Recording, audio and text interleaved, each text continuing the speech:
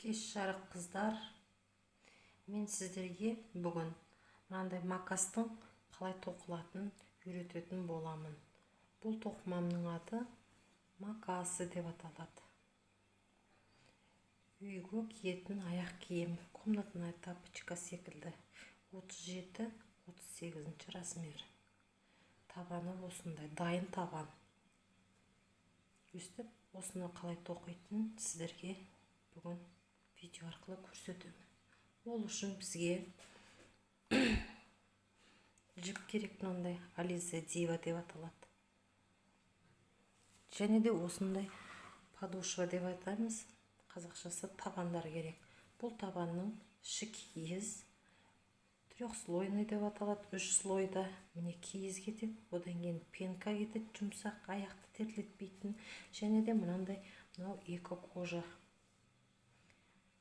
Бұл барлық қолөнер дүкендерінде сатылады.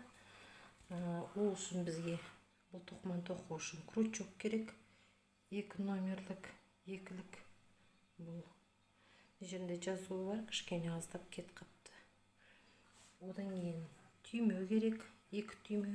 Мына секілді безендіріп, әсемдеу үшін соңында маркер керек. Маркер бізге мына жерде бөлек тоқимыз. Сол кезде мына жерден жіп салмаймыз. Сол үшін бізге маркер керек. Қайшы. Қыздар, енді мен сіздерге осы макастың қалай тоқылатынын көрсетейін. Міне жаңағы мен сіздерге таныстырып өткен табаным. Іші киіз. Мынау сыртына, ішіне қарайды. Сырты өзімізге қарайды. 1, 2, 3, 4, 5. Ең ортасынан бастаймыз. Жаңағы 1, 2, 3, 4, 5. 5 жіпті 4-ден тоқимыз. Қалған тесіктерді біз 3-ден аламыз. Бас жаққа келдік. 1, 2, 3, 4, 5. 5 еуін 1, 2. 2 жіпті 4-ден аламыз. Мынаны 5-еуден, міндетті түрде 5-еуден, өйткені ол біздің мына жердегі ең басы болады. 1, 2. 2 жіпті 4-ден, мынаның бәрін қайтадан мына жерге дейін 3-ден аламыз. Соны қалай тоқылатынын көрсетейін. Ол үшін ортаңғы тесіктен бастаймыз. Ілмекті іліп алдық.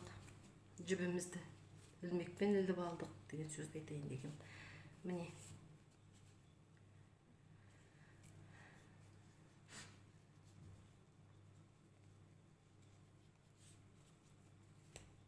Міне тұр жібіміз.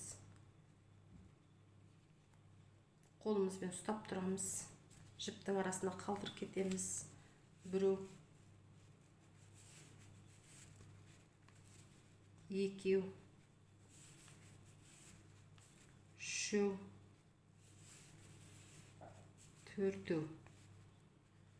4. Бұлайынан қойып алайын, маған ыңғайсыз. Тағы да 1, 2. Мына жақты өтпейді, көңіл аудармай қойыңыздар. 3, 4. Бұл ішінде қалады. 1, 2, 3.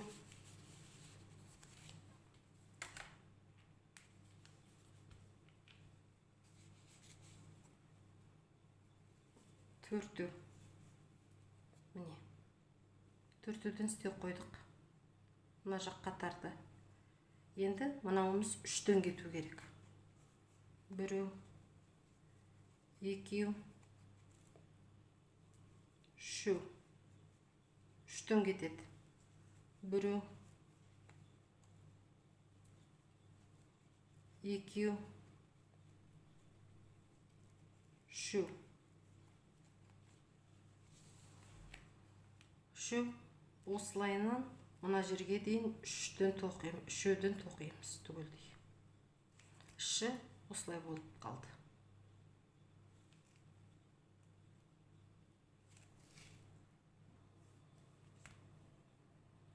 болды. Мен уже міне тоқып қойдым. Енді бір түсіндіріп айтып өтейін сіздерге. Маған осылайдан ыңғайлы. Қараңыздар. 1, 2, 1, 2, 3, 4, 5. Төртеуден тоқыдым. Мынау 1, 2, 3. Мынаның бәрін үшеуден тоқып шықтым. Мына жерге дейін. 1, 2, төртеу, бесеу. 1, 2, төртеу, төртеуден тоқыдым. Мынаның бәрін үштен тоқып шықтым мына жерге дейін.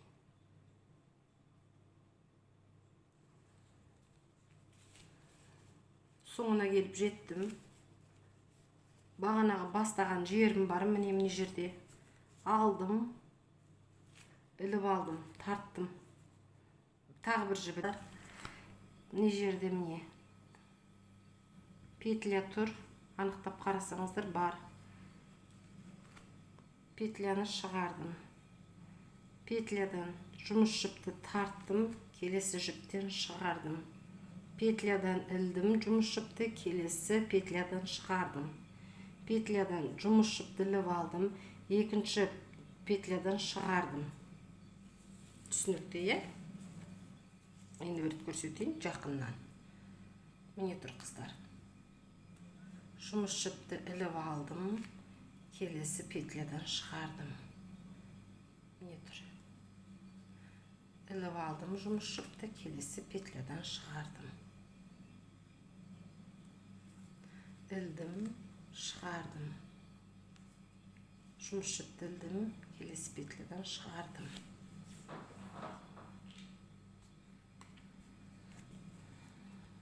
Міне тұр петля.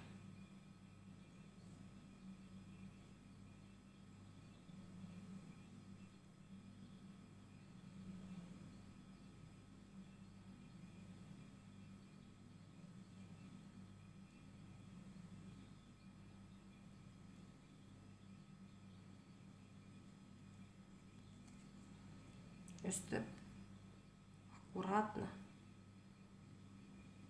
до конца тоқып шығамыз.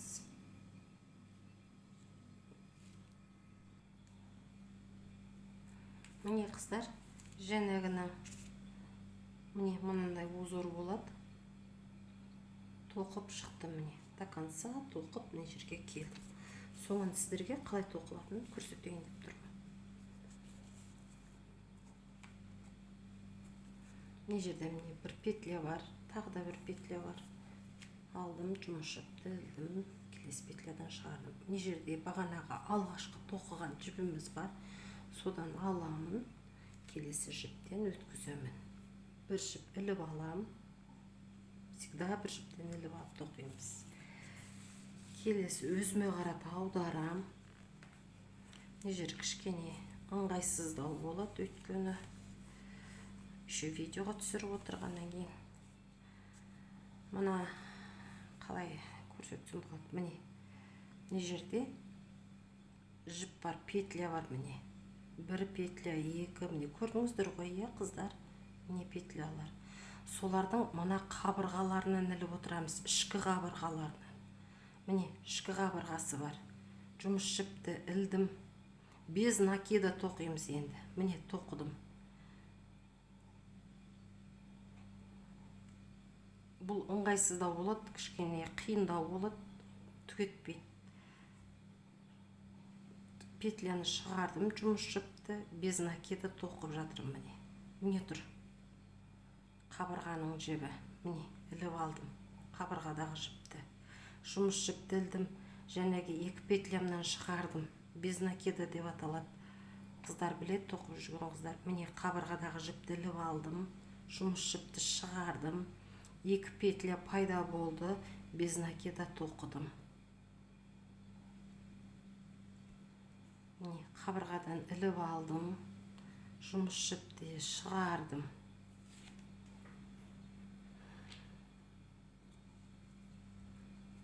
Тағы да бір көрсетейін. Міне, қабырғадағы жіп. Іліп алдым, без накида тоқыдым. Міне тұр қабырғадағы жіп. Мына жіптен бұлай алып жүрмеңіздер, олай болмайды. мынадан алып тоқимыз. Міне тұр, қабырғасынан, ішкі қабырға. Мынау ішінде қалу керек, мынау сыртында болады. Соны ұмытпаймыз. Міне, алдым, без накида тоқыдым. Ішкі жіпті іліп алдым, без накида тоқыдым. Ішкі жіпті іліп алдым, без накида тоқыдым. Осыны аяғына дейін тоқып шығамыз. Соңына келіп жеттік. Енді бір рет көрсетіп жіберейін, соңғы қалай бұл тоқылатынын.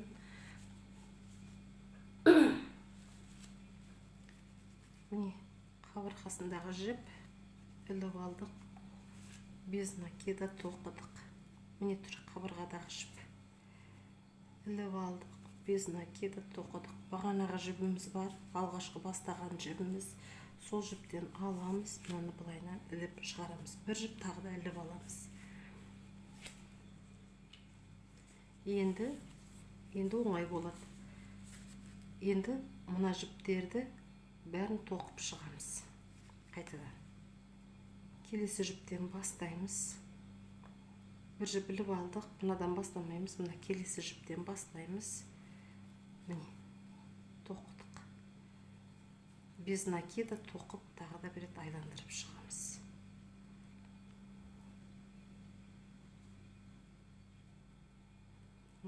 Енді бұны қабырғасынан алмаймыз, бұны толығынан аламыз. Енді қабырға бізге керегі жоқ. Біз қабырғасынан алдық, өйткені бізге мынандай биіктік шығару керек болды. Петля тұр, міне. Без накида тоқимыз, міне.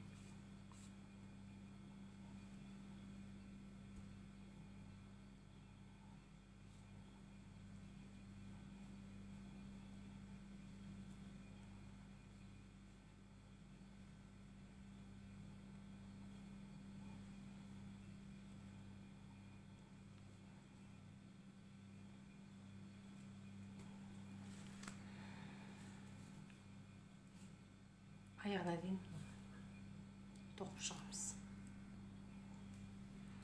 Соңына келіп жеттік. Соңын көрсетейін, қалай тоқылатын. Ілдік, без накида тоқимыз, міне. Аламыз. Мына жерде бағана алғашқы жібіміз мынау. Іліп алдық, шығардық. Бір жіп іліп аламыз. Енді мен сіздерге мына узорлардың, өрнектердің қалай тоқылатынын көрсетемін. Біз мына жерді біттік. Енді мынаған келеміз.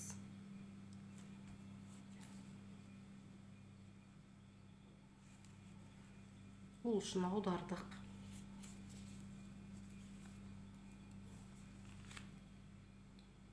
Міне, петлямыз.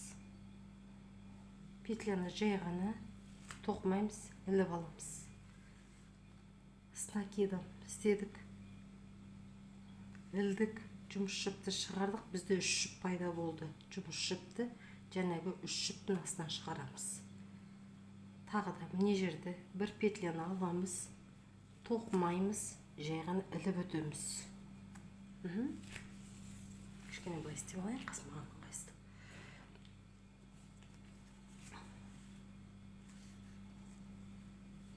С накидом мына петлядан шығардым. 3 жіп болды менде. Мына жұмыс жіпті осы 3 жіптің ішінен шығарам. Петляны алдым, жұмыс жіпті ілдім, тоқымайым, келесі жіптен шығарам. Ілдім, петлядан шығардым. Менде 3 жіп пайда болды. Жұмыс жіпті 3 жіптің ішінен ілемін. Келесі петлядан алам, жұмыс жіпті шығарам, тоқымайым, келесі петлядан ілем. Түсінікті, қыздар? Тағы рет көрсетейін. Накид іліп алдым, с накидом. Мына петлядан алдым, жұмыс жіпті ілдім, шығардым. 3 жіп пайда болды. Жұмыс жіпті алам, жәнегі 3 жіптің ішінен шығарам. Келесі петляны алдым, жұмыс жіпті іліп алдым, тоқымайым, келесі петлядан шығарамын. Міне, накид іліп алдым, міне петлядан шығардым. Менде 3 жіп пайда болды. Жәнегі жібімді алам, 3 жіптен шығарам. Келесі жіпті алам, тоқымайым, шығарам. Іліп алдым накид, мына петлядан шығарам. Ілдім, 3 жіп болды. Жұмыс жіпті алам, 3 жіптің ішінен шығарам. Келесі петляның ішінен шығардым жұмыс жібімді, жәнегі тоқыған жоқпын, келесі жіптен шығардым. Накид ілдім, кете былай ұстап тұрмасам, накид ілдім, міне петлядан шығардым, 3 жіп пайда болды, мына жібімді алдым, жәнегі 3 жіптен шығардым. Келесі петляны ілдім, тоқымайым, мына жәнегі іліп алған жібімнен шығарамын. Накид, жұмыс жіп, 3 жіп болды. Жұмыс жіпті 3 жіптің ішінен шығарам. Өстіп, аяғына дейін тоқып шығамыз. Соңына келіп жеттік. Тағы бір рет көрсетейін. Накид ілеміз, петлядан шығардық. Жұмыс жіпті 3 жіп болды. 3 жіптің ортасынан және жұмыс жібімді шығарамын.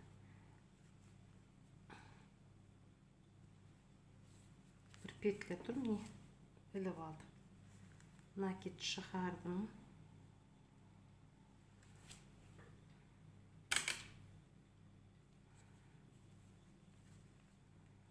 Жәнегі жіпті іліп алдым. Жерде сәл бір кішкене болып тұр, түгетпейді.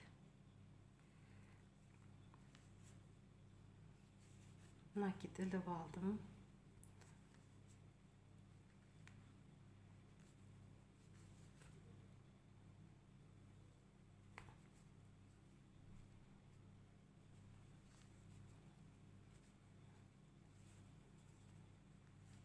Жұмыс жібімді шығардым. Бұл жерде де бір жіп бар, қыздар, негізін анықтап қарасаңыздар. Бұл жіпті алып, міне мынаны ілем. Жәнегі басындағы жібім бар. Бұл осындаймен аяқталу керек негізі.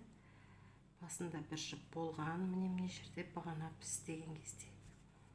Осы жібімізге іліп аламыз. Кішкене бұл жіпті сәл босаңсып тоқуға да болады. Негізінде кішкене қиналын қарайсыздар. Түгетпейді, осылайдан жіпті аламыз. Ілдік, тоқыдық, шығардық. Тағы бір жіп аламыз. Кері айналдырдық. Міне, жәнегі іліп алған жібіміз. Тоқимыз. Енді бұның бәрін без накида тоқып шығамыз. Міне.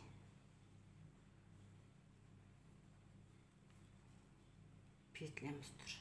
Без накида тоқимыз. Мынау міне. Без накида. Міне тұр петлямыз. Без накида. Міне тұр петлямыз. Без накида. Міне тұр петлямыз. Без накида. Міне тұр петлямыз. Без накида.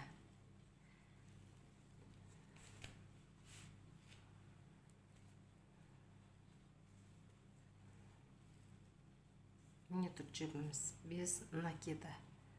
Міне, без накида. Міне тұр, без накида. Көрдіңіздер ме? Ұқтыңыздар, е? Енді осыны аяғына дейін тағы да мына жерге дейін тоқып шығамыз. Соңына келдік. Тағы рет көрсетіп жіберейін.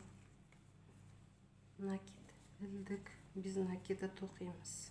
Жібімізді ілдік, без накида тоқимыз. Аламыз, міне басындағы бастапқы жіптен іліп алып шығарып, бір жіп іліп аламыз. Келесі, жаңағы секілді узорды қайталаймыз, қыздар. Сөйтіп, міне, узор без накида, узор без накида, узор без накида. Узор жерде без накида кетеді. 1, 2, 3, 4. 4 қатар толтырып шығамыз, көтереміз. 4 қатарға көтереміз.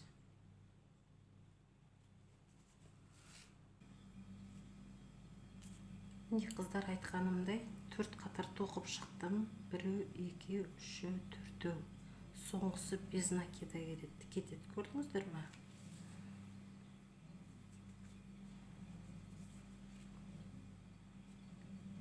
Аяқтаймын.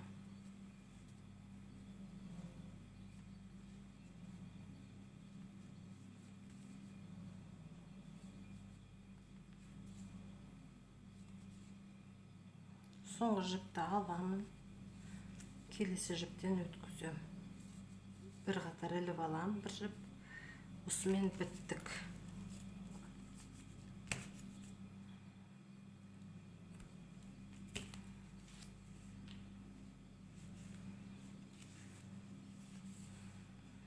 Міне қыздар.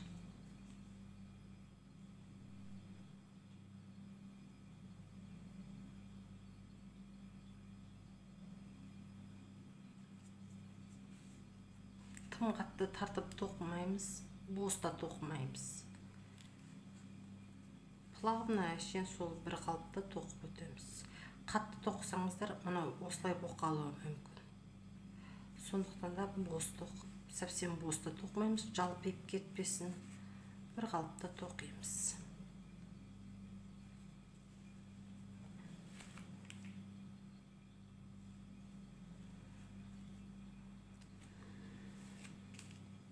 Мына жеріміз дайын. Енді келесі тоқитынымыз алдын тоқимыз, мынаны шығарамыз. Сіздерге осыны қалай тоқитынын көрсетемін. Ол үшін 6 воздушный петля аламыз.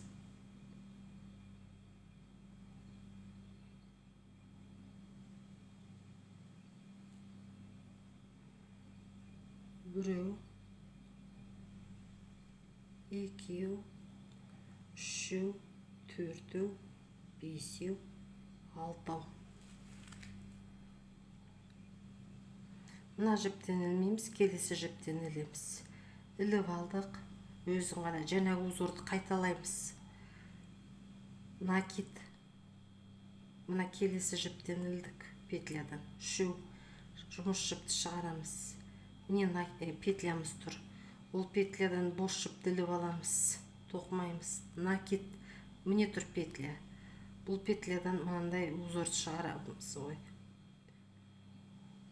Міне. Соңғысына келдік, міне тұр соңғы жүріміз, петляны іліп аламыз. Бір жіп, бос жіп іліп аламыз. Кері айландырамыз. Жаңағы жіптерді қайтадан без накида тоқып шығамыз. Тоқыдық міне. Біреу, екеу,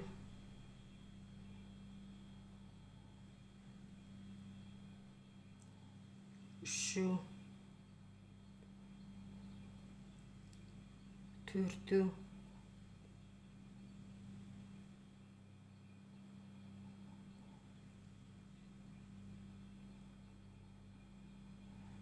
қазір бұл бастапқысы ғой. Бастапқысы негізінде кішкене сәл қиындау болады.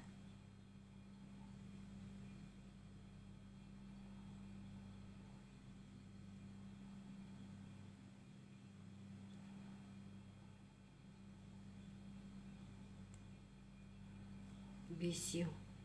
Міне, соңғы жібіміз бар қыздар біздің. Бұдан 6 деп шығарамыз. Міне. Бір өліп алдық па соңғы жіптен жіп қосып отырамыз. Таңғы соңғысынан енді біреу аламыз, екеу. Бос жіпті іліп алдық. Бұлайынан кеттік, міне қайтадан. Кері.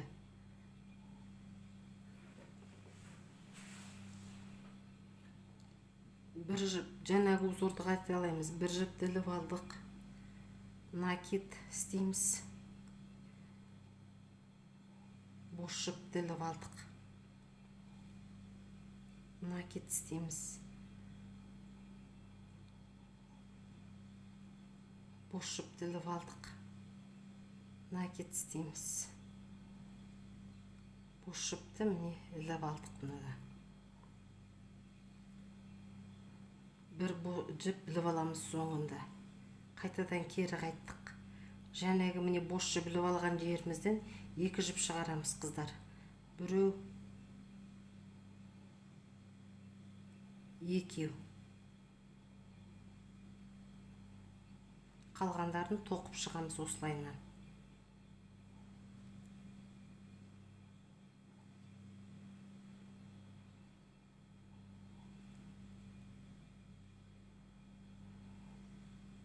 Соңғысына келдік міне. Бұны кішкене бітіп кеңейтіп алып жерге болады. Біреу соңғы жіптен екеу шығарамыз бұдан да. Біреу, екеу. Екі жақтан 2 жіптен қосып отырамыз ғой. Сонда получается. Мынадан 2 жіп қосамыз, мынадан 2 жіп қосамыз.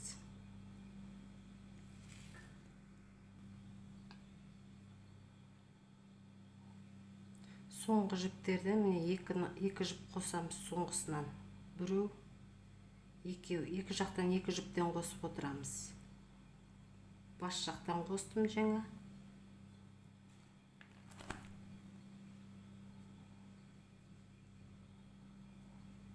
Міне жібім тұр.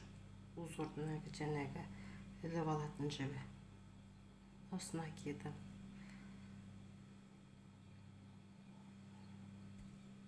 Қазір кішкене қай сәл босатыңқырап жібереміз, түгетпейді. Бір жіп іліп алдым. Соңғыдан 2 жіп ілдім. Бос жіп тағы іліп алам. Кері қайтам қайтадан. Жаңағы узорымды қайталайым. Міне. Узорды қайталап жатырмын.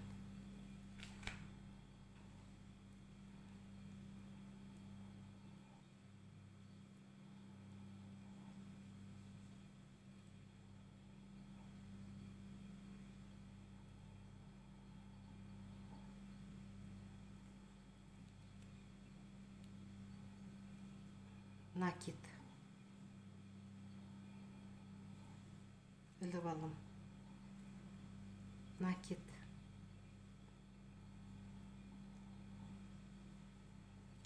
ілдім. Накид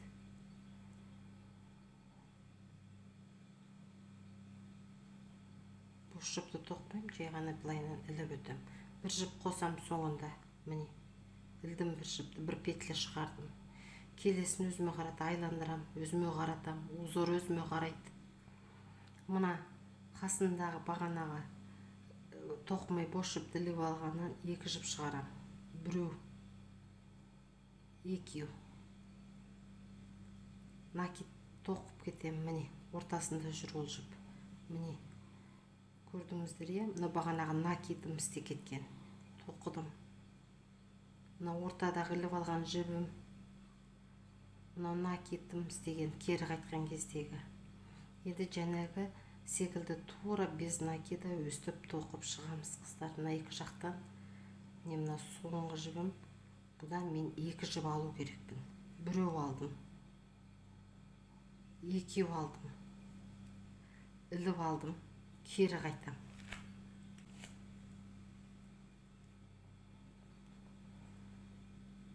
Міне тұр мына жіпімді. Осы жіпті міне. Бір, екінші жіп.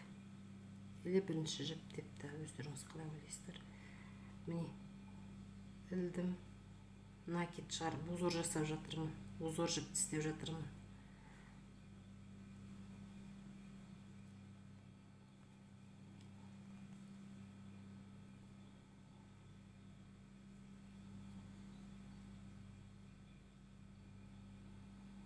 Тағы да алдым, іліп алдым. Накид жасадым. Бос жіпті алдым, жұмыс жіпті келесі петлядан шығардым. Накид жасадым міне. Қараңыздар, соңында міне жібім тұр. Бұл жіпті алам, жәнегі жұмыс жіпті шығарам, бос жіпті іліп алам. Бір жіп қосам. Көрдіңіздер ме? Кері айландырам. Мына узор өзіме қарау керек. Не жердегі және бос жібім іліп алам дегенім, одан 2 жіп шығарам. бирөө, экөө, жанагы накидим, мына ортадагы бош жибим, накид, іліп алған бош жибим, накид, бош жіп ортадағы, накид. Міне көрдіңіздер ме қыздар, өстіп көбейтіп осылайынан міне қайталағаны. Міне тұр жібім. Осыдан мен екеу алам. Соңғысынан түгетпейді, соңғысы қиындау болады. Ештен кетпесін деп бір жіп алдым. Тағы сол жерден екінші жіп алам. Бір жіпті былайынан іліп алдым. Теріс айландырдым. Енді теріс қарап кетті және узорларым. Узор салам. Бош жіпті іліп алам деп айттым я, жұмыс жіпті шығарып накид жасайым. Жұмыс жіпті іліп алам, тоқымайым, накид жасайым.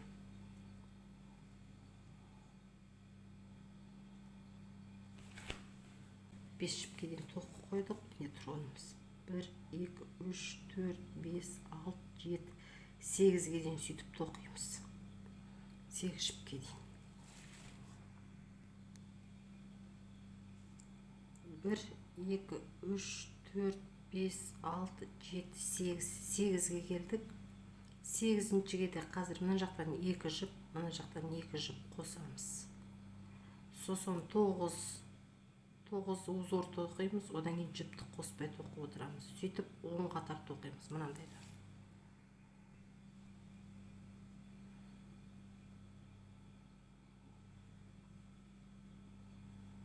Бирөө, екеу, 2 жіп қостым. Енді без накида тоқып шығам бәрін.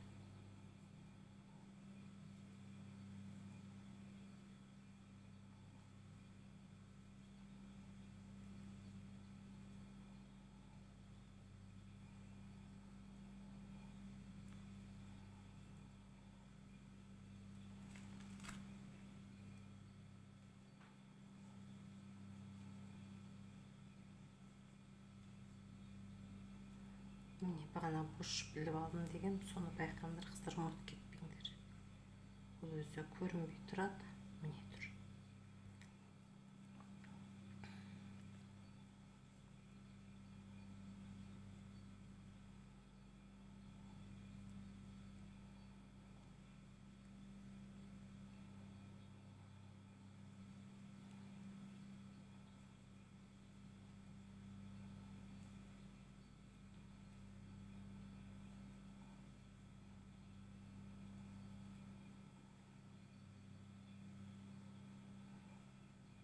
Міне жерде бір жібіміз бар. Міне тұр, петля тұр мына жерде.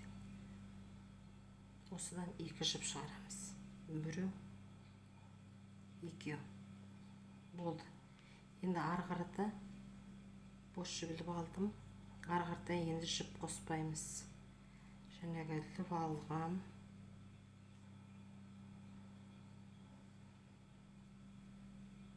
Накид. Тоқмай бош білгенім, накид. Шығардым келесі петлядан, накид.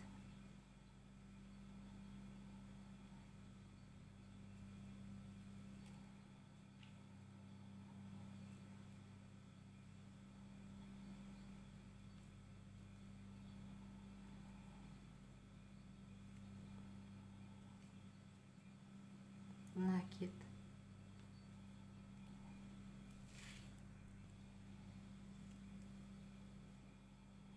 9-шы жіпке келдік. Енді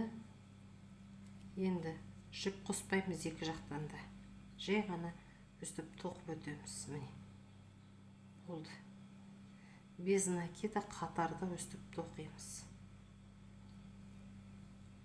Осыдан 10 қатар болу керек осындайда. Соңында біз мынандай без накидамен аяқтауымыз керек. Өстіп.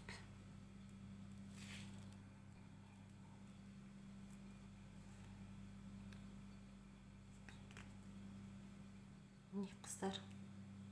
Осындай болып шығу керек. Енді бір түсіндіру дейін. 1, 2, 3, 4, 5, 6, 7, 8. 8-ге дейін жіп қосамыз міне. Мына жерге дейін 8-дің үстіндегі без накидқа жіп қосамыз. 9, 10 жіп қоспаймыз. Көрдіңіздер ме? Мына жер былайынан кетеді түзуінен, одан кейін қиғаштап кетеді. Қиғаштап кетті, и түзуінен тік кетті. Көрдіңіздер ғой? Осылай болу керек. Бұл бізде мына жер болады. Міне, мынау. Мынаны тоқып қойдық.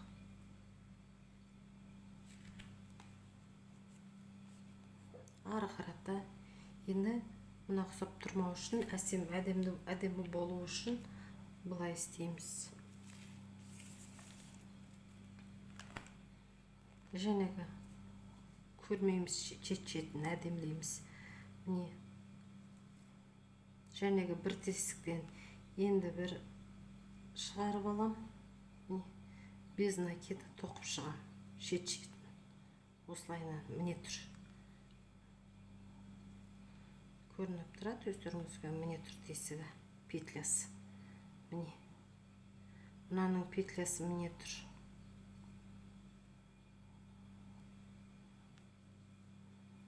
Міне тұр петля. Міне тұр петля.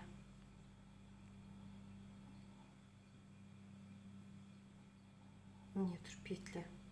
Іліп аламыз. Без накида тоқып шығамыз. Міне тұр петля.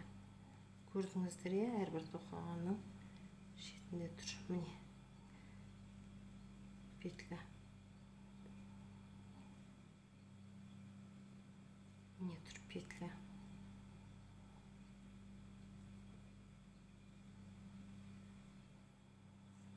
Осылайынан айландырып, мына жерге дейін тоқып шығамыз.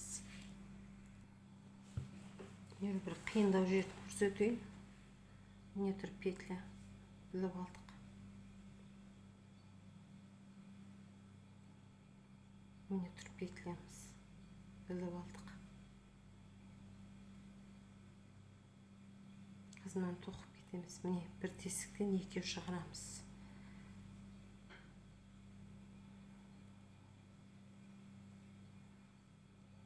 Міне тұр петлямыз. Міне.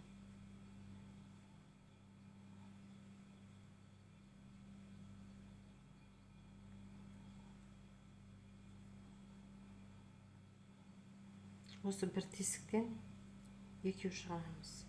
Біреу, екеу. Міне тұр петлямыз.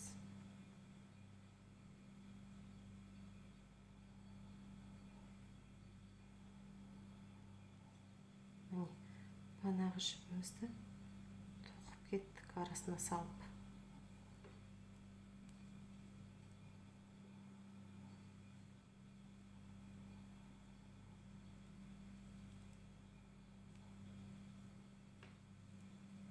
Көрдіңіздер ме? Оны тартып, тағы бір тоқи салуларыңыз да болады. Кейін оны соңында біткен кезде қалқалады, ананың ішінде көрінбейді, көрінбей қалады. Міне тұр петлялар қыздар. Өздеріңізге оңай бұл көрініп тұрады.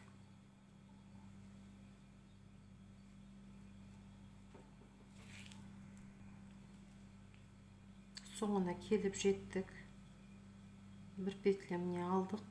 Енді міне жерде бағанағы бастаған жібіміз, соңғы бастаған жібіміз бар.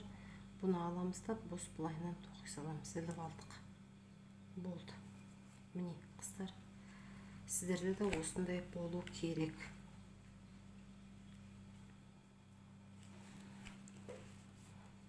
Ол мына жер бізде. Міне. Енді мына жерден жаңағы жіпті санап алып, бұлайынан айландырып көріп шығамыз. Міне. Мына кішкене бұлай ала тұрайын. Міне. Бұл бізде мына жер болады. Осыны енді мына жіпті шешпейміз, өстіп осылайынан көрмеп тоқып шығамыз. Ілмекпен іліп тоқып шығамыз.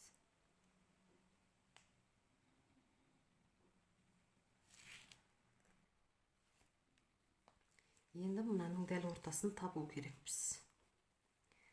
Бағана білесіздер иә, мына жерде 5 жіп алғанымызды. 1, 2, 3, 4, 5. 5-ші жіптің міне ортасы мына жіп болады. Или қыздар, бұның тағы бір екінші варианты бар. Қалай істейсіздер? Міне, қалай сіздерге удобно болады? Можно өстіп тауып ала салғанға болады. Серединасын, ортасын. Міне тұр ортасы бізде. Бұның ортасы міне тұр. Бағанағы маркер міне осы үшін бізге керек. Что-то маркерім бракованный ма? Ну, не, пока да тұрайын. Мынадан да мен ортаны тауып алуымыз керек. Басында айттым е, 5 жіп болған бізде. Міне 1, 2, 3, 4, 5. Бұның ортасы міне мынау.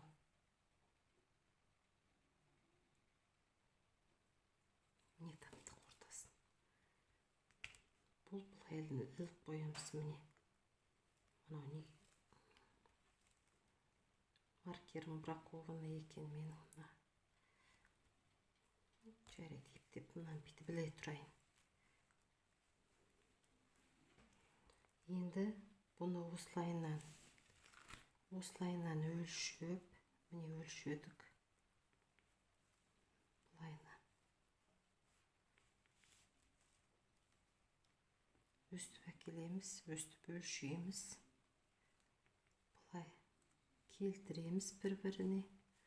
Содан мен онда яғни міне жерден бастап тоқуым керек. Міне жіпті алам, суырам, тарттым. Көрдіңіздер ме? Енді осыдан өстіп іліп тоқи берем мен. Іліп алдым міне.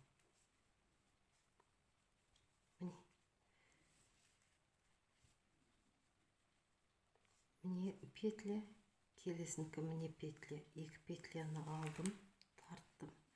Міне бер жақтағы петля, міне ар жақтағы петля. Алдым, тарттым.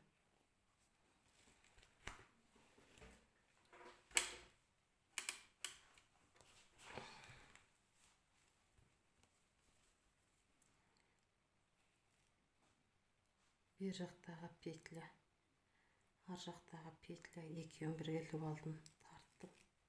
Міне.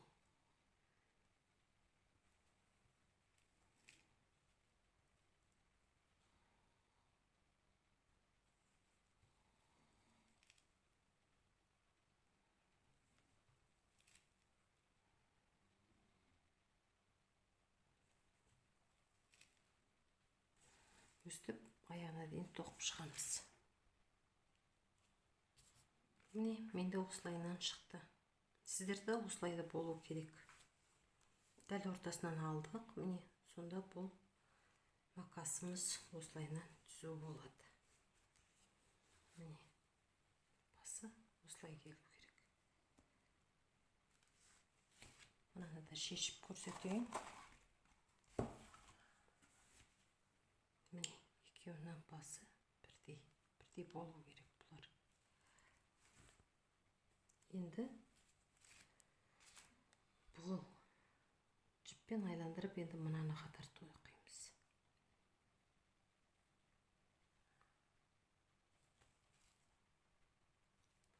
Осылайынан енді 6 биікке көтеруіміз керек. Және 1, 2, 3, 4 тоқтық қой. Енді 1, 2, 3, 4, 5, 6. Сонда барлығы 10 болу керек биіктігі. Соны тоқуды қыз көрсетеді. Қайшыны алып, мына жерде кесіп тастаймыз, мына жерден қиямыз қайшымен. Кішкене совсем қысқа емес. Осындай қыссақ та қисық.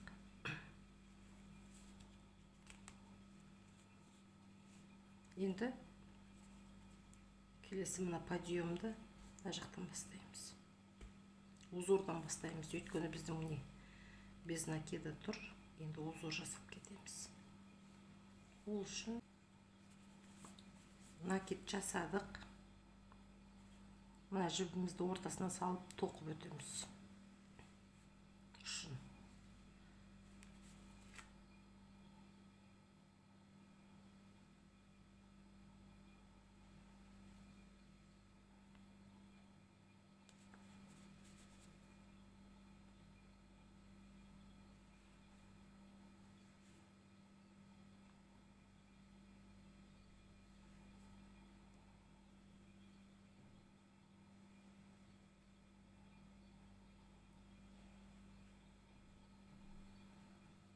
ішіне қалдырып кетеміз, сыртына шығармай.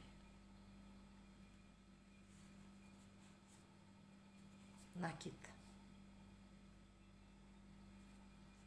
Мына бүйтіп жай тартып қойсаңыз да болады.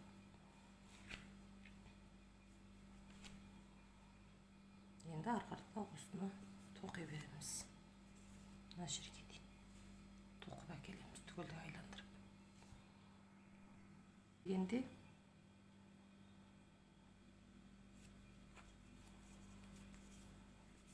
міне с накидом шықты. С накидыммен аяқтаймыз. Мына жіпті былай любой жерден жанынан шығарып аламыз. Ішінде қалып қалсын.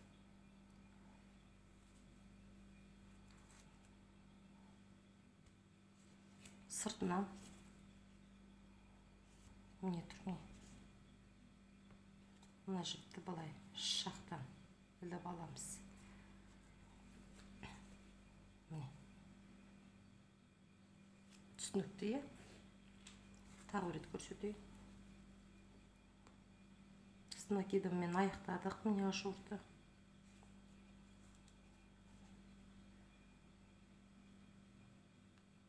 Ішкі жақтан іліп аламыз. Шығардық, тоқмаймыз. Мына жіптен шығарамыз. Кішкене қатты тартын қалаймыз.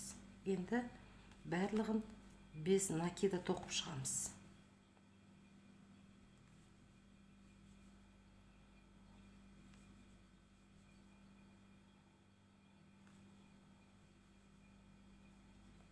Айландыра. Тоқымас бұрын көрсетейін деп тұрмын. Мынау без накида келген кезде 1, 2, 3, 4. Төртінші өкшеден с накидом тоқимыз. Біз өкше шығарамыз. Көрдіңіздер ме міне өкшені? Мұнан биіктеп барып былай төмен түседі. Осы өкшені шығарамыз.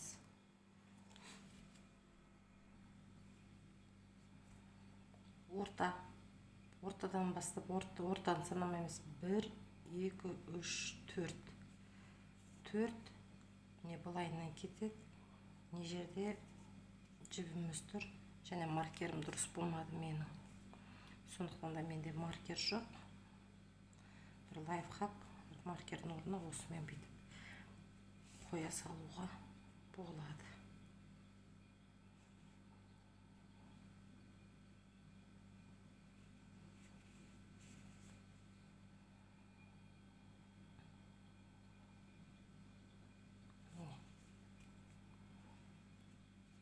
Ана жақта да дәл солай.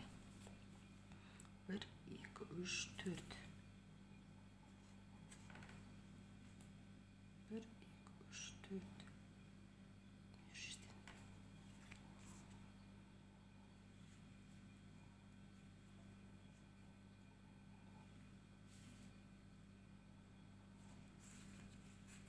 Не, өкшеміз.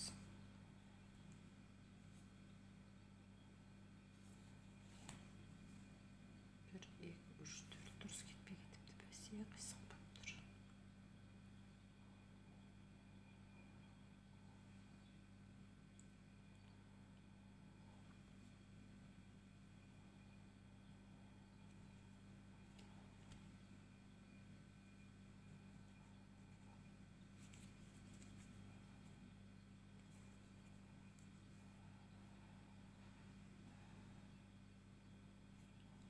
Өкшелерін белгілеп алдық.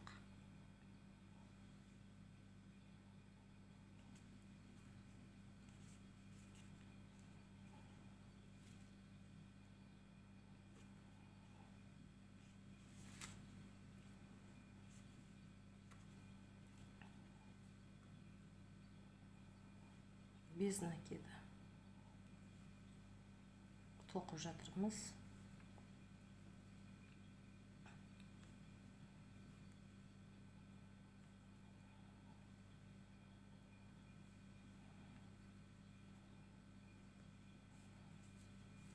Енді мына жерге келдік.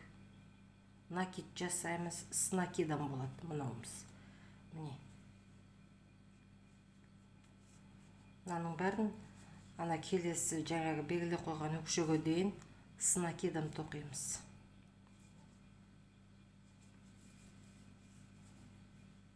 Бұл өкшеміз біздің. Іліп алдық. С накидом тоқимыз. Мынаны да іліп әкетеміз с накидом. Жібімізбен белгілеген жерді. Одан кейін қайтадан без накидқа түсеміз. Арақарта без накид. Өкшеге келгенде с накидом істейміз. Өкшеден кейін без накида істейміз. Өстіп аяғына дейін тоқып шығамыз. Мына жерде мынаны қоса тоқып кетеміз. Соңғы жіпті тағы да алдық. Мынаны емес, міне қасында тұр жіп. Бұл жіптен іліп аламыз. Міне. Енді узор салып тоқимыз. Узор қатар кетеді. Міне, мына жіптен іліп аламыз. Қасындағы жіптен.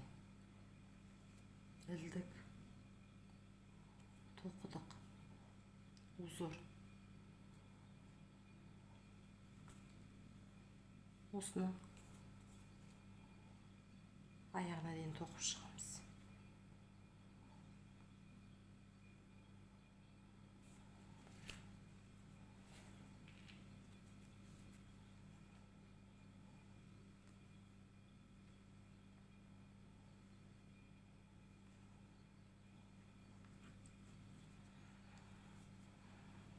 Бұлайынан аяғына дейін тоқып шығамыз. О кезде өкшеге теспейміз. Жай ғана узорды тоқып кетеміз. Мына жерден жіп іліп алдық. Қайтадан без накида мынаны қайталаймыз. Мына жерге белгіленген жіпке келген кезде с накидам тоқимыз.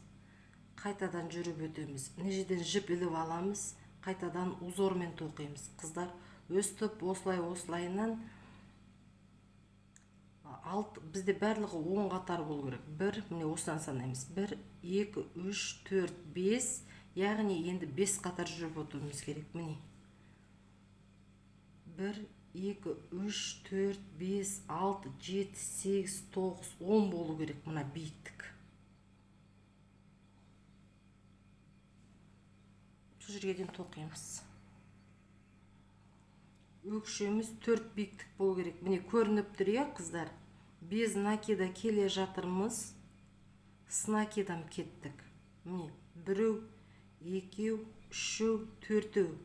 4-ақ өкше көтереміз. Одан кейін без накида тоқи береміз. 4 өкшені көтеруді ұмытпаңыздар, әр тоқыған сайын. Тағы бір рет айтайын. Міне без накида тоқыдық, кел жатырмыз. Міне келе жатырмыз без накида. Жаңағы белгіленген жіпке келген кезде с накидам тоқыдық. Біз бұны өкше шығарып жатырмыз. Солай 1, 2, 3, 4 қатар көтереміз өкшені. Одан кейін тоқымаймыз. Одан кейін с накидам кетеді. Бірақ қатар узор саламыз, с накидам кетеді, жабамыз тоқығанымызды. Соны ұмытпаңыздар.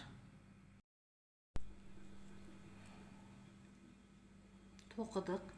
1, 2, 3, 4, 5, 6, 7, 8, 9, 10 қатар болу керек. 1, 2, 3, 4, 5, 6, 7, 8, 9, 10 болды. Узорды ғана санап тұрмыз. Узордың өзін санағанда 10 болу керек. Міне көрдік, е, біз узорды. 1, 2, 3, 4, 5, 6, 7, 8, 9, 10. Соңғысын без накидамен аяқтадық.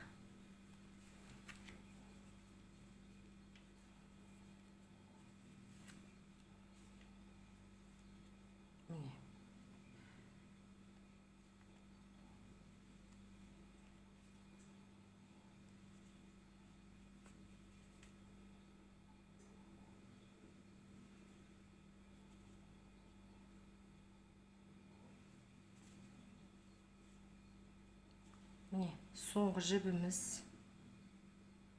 Тоқимыз бұны. Без накида тоқыдық. Мына жіпті алдық. Осымен аяқтаймыз.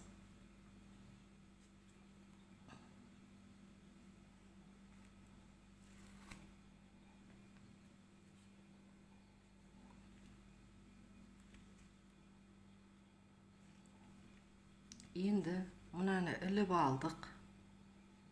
Ілдік. Келесі жіп бар міне. Енді бетін жабамыз. Ілеміз, ілдік. Келесі петлядан жұмыс жіпті өткізіп алдық, тарттық. Алдынан жұмыс жіпті іліп аламыз. Петлядан тартамыз, арт жақтан жұмыс жіпті ілдік, тарттық. Жұмыс жіпті іліп алдық үстінен. Петляның астынан шығардық. Жұмыс жіпті тарттық. Үстінен бер жағынан петляны іліп алдық. Қасындағы петлядан арт жақтан енді жұмыс жіпті тартамыз. Үстінен жұмыс жіпті іліп алдық. Қасындағы петлядан өткіземіз. Жұмыс жібімізді тартамыз арт жақтан. Үстінен алдыңғы жақтан жұмыс жіпті іліп алдық. Астына түсеміз, петлядан өттік. Астыңғы жақпен жұмыс жіпті іліп алдық. Сонда осылай болып шығу керек. Негізінде тапочкамызды аяқтап қалдық. Сондықтан да мынаумен тоқып шығамыз сәндеп бетін. Тағы бір рет көрсетейін, е қыздар. Үстінен жұмыс жіпті іліп алдық. Петлядан қасындағыдан өткіземіз. Астынан жұмыс жіпті тартып, петлядан шығарамыз. Жұмыс жіпті іліп алдық. Петлядан шығардық. Астыңғы жаппен шығардық петлядан тартып. Осылай мына жерге дейін мынаның бәрін тоқып өтеміз осылайынан. Жәнегі жібімді алып, міне бұлайынан ежеге тоқып кеп қойдым. Тоқып қойдым.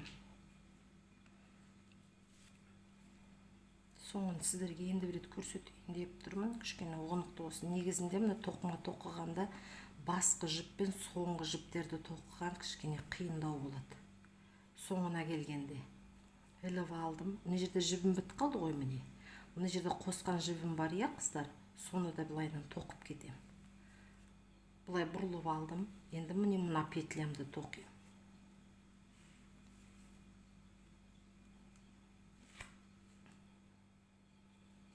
Жаңағы секілді осылайынан тоқып шығамыз.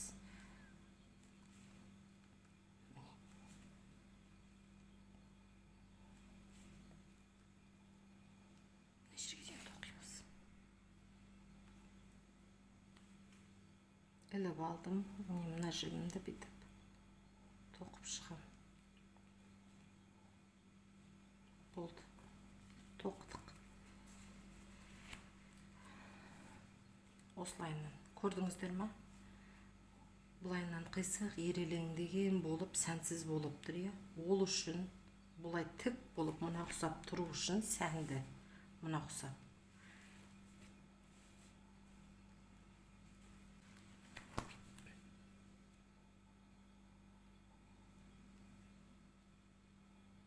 Не тұр? Өздеріңіз тоқыған кезде сіздерге көрініп тұрады. Міне.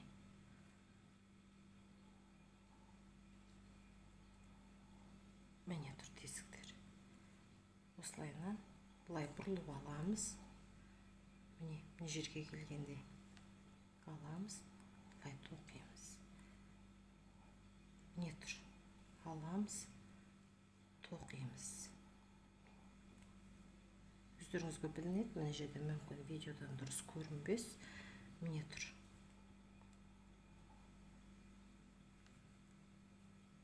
Тым қатты тартпаңдар, қыздар, тартсаңыздар тартылып қалады. Бос тоқимыз, совсем бос та тоқымаңыздар. Мынау қайтадан осылайынан жалпиып қалатын болады.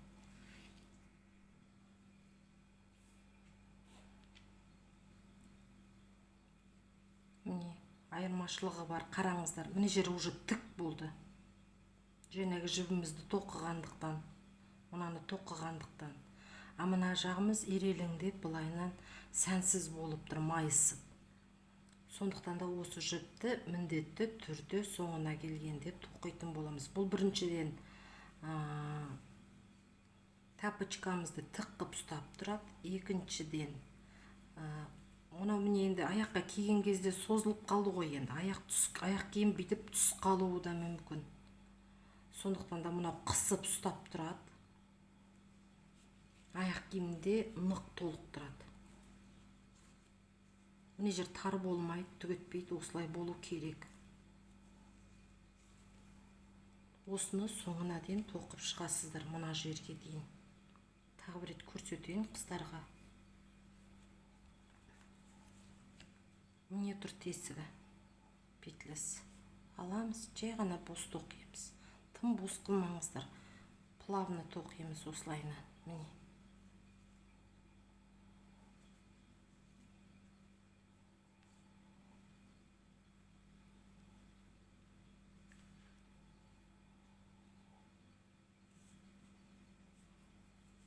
Міне, тік болып жатыр. Көрдіңіздер ме? Мына жаққа қарағанда.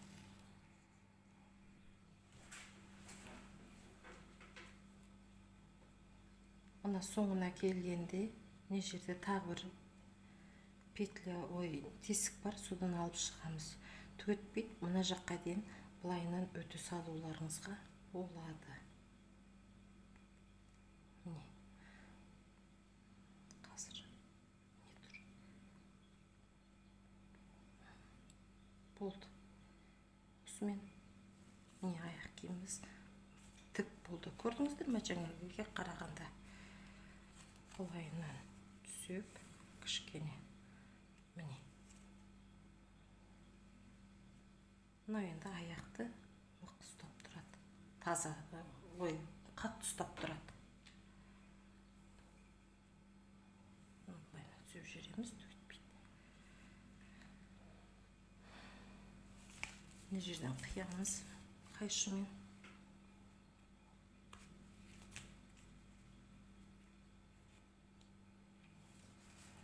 Бұны астынан өткізе саламыз былайынан мына жаққа.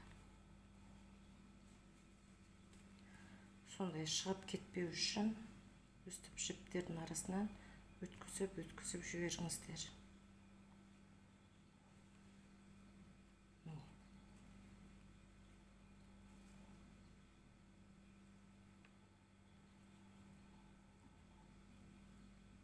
Кейбірі инемен өткізіп жатады. Әрқалай өздеріңізге қалай ыңғайлы солайынан өткізіп жіберлеріңізге болады. Мен кейде инемен өткізем, кейде осылай крючокпен ақ өткізе саламын араларынан.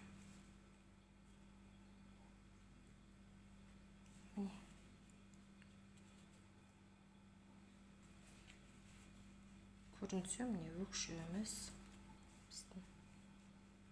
дәл сол размерде бірге шығады. Енді келесі тоқып сіздерге көрсететінім мына лента деп айтам өзім. Мына ленточканы тоқуды үйретейін, көрсетейін. Бізге мына лентаны жасау үшін 20 петля керек. Воздушный. 1, 2, 3, 4, 5, 6, 7, 8, 9, 10, 11, 12, 13, 14, 15, 16, 17, 18, 19, 20. 20 петля алдық. Бірінші емес, екіншіден тоқимыз без накида. Басынан бастап үстіп аяғына дейін без накида тоқып шығамыз. Міне петляларымыз. Міне тұр петля.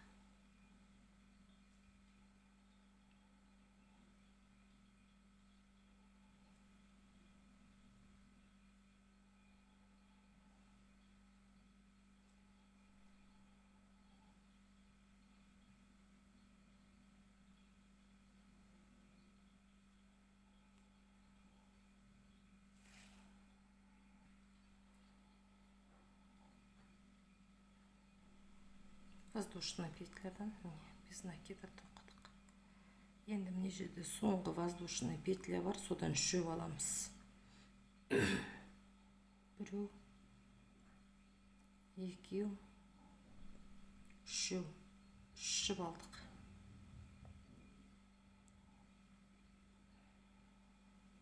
Келесі жіпті тоқып кетеміз. Мына жіпті арасына салып тоқып кетеміз.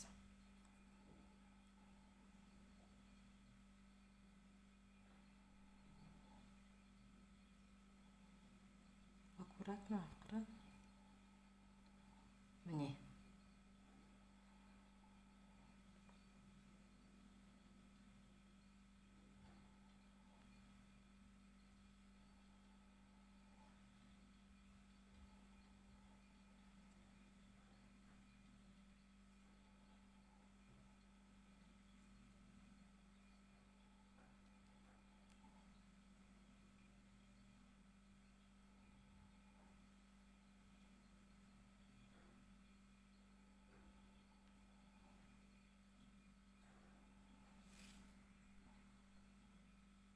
Міне жерге келгенде мынаны да тоқып кетеміз.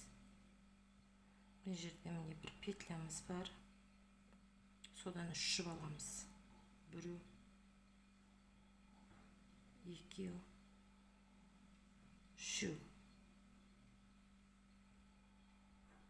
Қайтадан аяғына шейін тоқи береміз. Осылайынан без накида.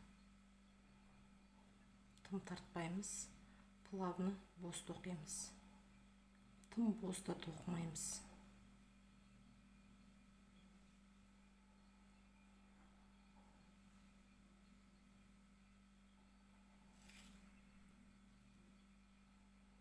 Мына жерде бағана үш жіп алғанбыз, бір петлядан біреу, екеу, үшеу. Міне тұр. Әр петлядан тағы да екі-екіден алып шығамыз. Біреу, екеу. Мына жерде мына петлядан біреу, екеу. Міне тұр петлямыз, бағанағы үш петляның тұр. Біреу, екеу. Арғарда без накида тоқимыз. Аяғына шейін. Мына жерге келдік. Бұны бағанағы үш алғанымыз, бұладан да екеуден тоқып кетеміз. Біреу, екеу. Біреу, екеу. Біреу, екеу.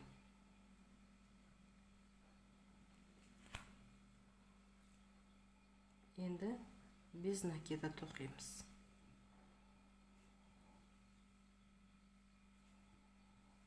Соңына дейін. Соңына дейін келдік. Бағанағы қосқан жіптеріміз міне тұр. Бұның әрқайсысы петлядан тағы да екі-екі жіптен алып шығамыз. Біреу, екеу. Келесі петля. Біреу, екеу. Келесі петля. Біреу, екеу. Келесі петля. Біреу, екеу. Енді қалғанын без накида тоқимыз.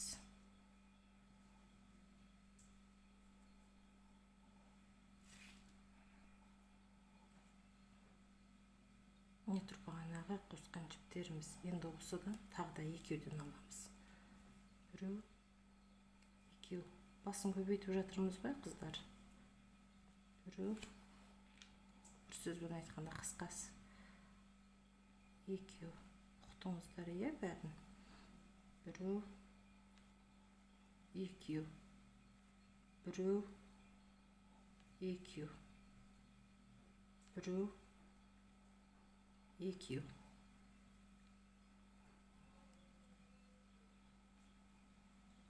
Біреу,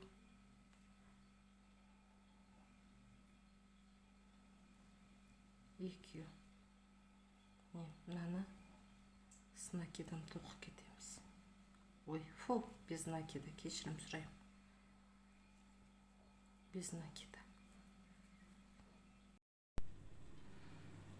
Қыздар, сіздерде де осындай болу керек.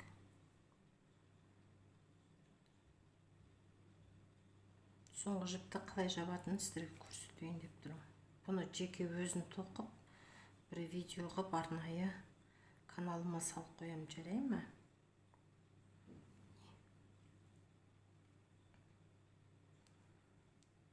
Аяқтадық. Осымен осы жерден бітеді, тәмам болады. Міне. Кішкене нетіп тұр, майысып тұр, түк етпейді, өздеріңіз білесіздер, жіп. Міне. Так, келесі немнен көрсетейін. Міне, жерде тұрады. Бұны тоқыған кезде, міне көрдіңіздер ғой, бағанағы тоқыған жерімізді. Сол жерден бұлайынан тағып, міне біркелкі қылып, одан кейін одан мына жаққа жетіп, бұлайынан осындай аралықта болу керек. Осындай аралықта болу керек.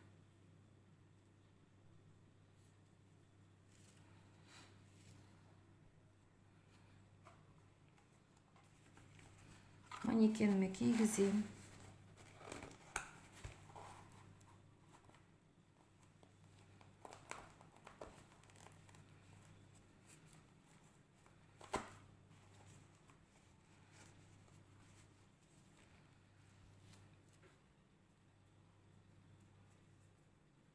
Жаңа көрсеттім, мына аралықта болу керек деп. Осылайынан менде мынандай инелер бар, швейный нитки. Осыдан 2 ине алам. Тоқығаныма, түймемді қадағаныма оңай болу үшін міне мына аралықты сақтаймын, міне тең. Көрдіңіздер ме?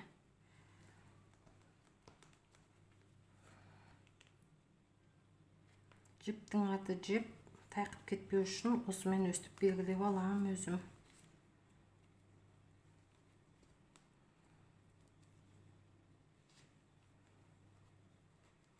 Міне. Келесімді де осылайынан істеймін.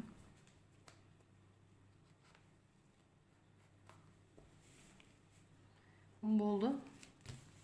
Енді жәнегі 2 түймемізді аламыз да, міне жерде орталар бар, міне де тұр орталар.